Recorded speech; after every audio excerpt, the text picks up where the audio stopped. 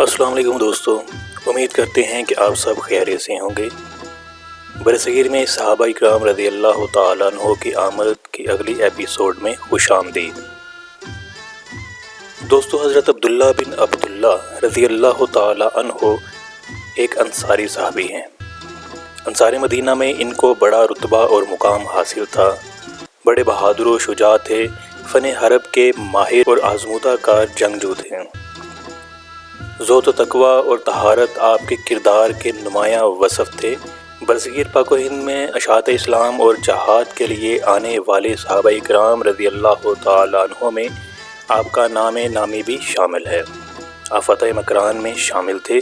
حضرت سعد بن ابی وقاص رضی اللہ تعالیٰ عنہ کو جب کوفے کا گورنر بنایا گیا تو حضرت عبداللہ بن عبداللہ انصاری رضی اللہ تعالیٰ عنہ ان کے شریک کار اور معاون تھے۔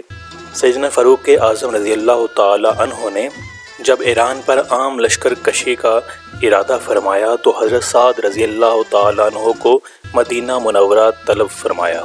حضرت سعد رضی اللہ تعالیٰ عنہ نے حضرت عبداللہ بن عبداللہ انصاری رضی اللہ تعالیٰ عنہ کو اپنے پیچھے کوفے کے گورنر کے طور پر چھوڑا۔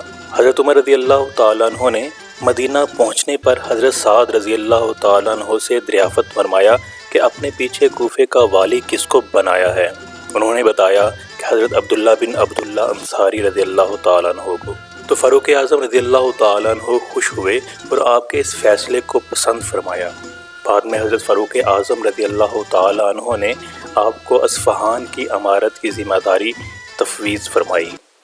آپ ایک عرصے تک وہاں احسن انداز میں خدمات سر انجام دیتے رہے۔ اس دوران آپ نے اصفہان میں جہاد کو بھی جاری رکھا۔ اہل اصفہان کو آخر کار آپ سے صلح کرنا پڑی۔ آپ نے اپنی عسکری استعداد کو کئی محاذوں پر اسلام کی خدمت کے لیے وقف کیے رکھا۔ فارس کے مارکوں میں بھی شریک ہوئے۔ فارس کے ایک مقام جی میں مسلمانوں اور ایرانیوں کے مابین بڑی خون ریز جنگ ہوئی۔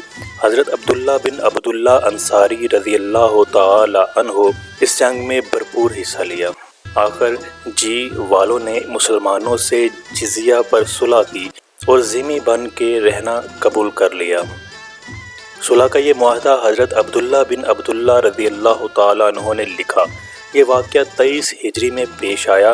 اسی سال آپ دربار خلافت کے حکم پر برصغیر پاک و ہند میں تشریف فرما ہوئے۔ مکران یعنی بلوچستان میں اس وقت مشہور صحابی رسول حضرت حکم بن عمرو غفاری رضی اللہ تعالیٰ عنہ جہاد کر رہے تھے۔